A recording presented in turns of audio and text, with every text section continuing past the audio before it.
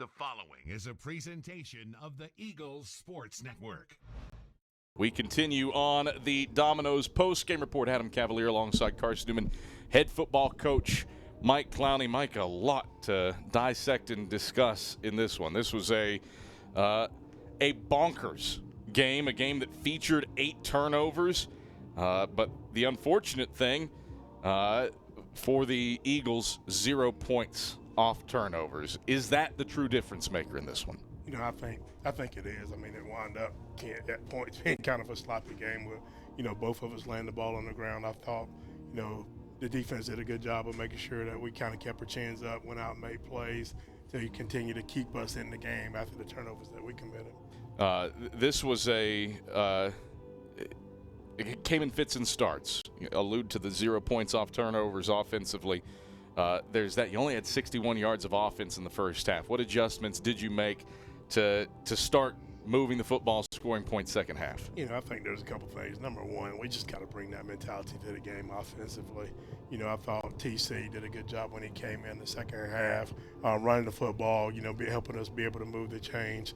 Next thing we did, we felt like, Jalen struggled a little bit this week just because of an injury he had. Felt like he could go, but probably couldn't do everything that we needed him to do today. So we wound up, bringing Zane in and thought that he performed well at times, giving us the opportunity to run the entire offense and being able to move the ball. Cade Meeks continues to develop into a star turn, just the second guy in program history with back-to-back 100-yard receiving days, and that includes the catch that took him over 100 yards, the catch that kept you in the game. Break down his efforts in that play.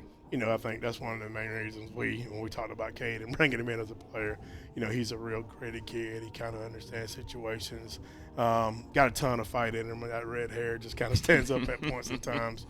And so, I mean, he's somebody that's continued to work to be super dependable for us. This one had its moments of frustration, including at the end. A fracas over the midfield logo.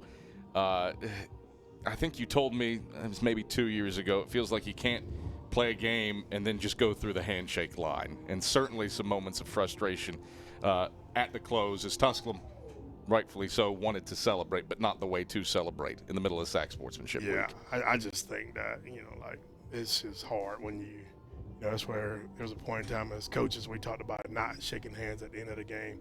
I think win or lose, you ought to be able to go look a man in the eye and shake his hand, and he did a good job. And, I think you handle most of that on the fields, what I talked to our guys about.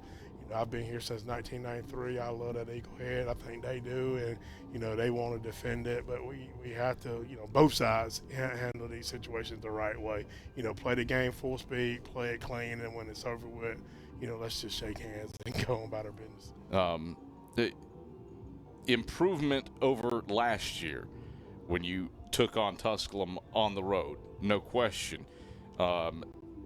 Maybe regressed a little bit from last week against Newberry. Granted, this team feels like it's as beat up as anybody.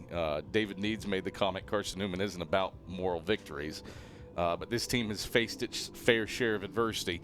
In the thought of the theme, unshakable, how do you apply what you face today?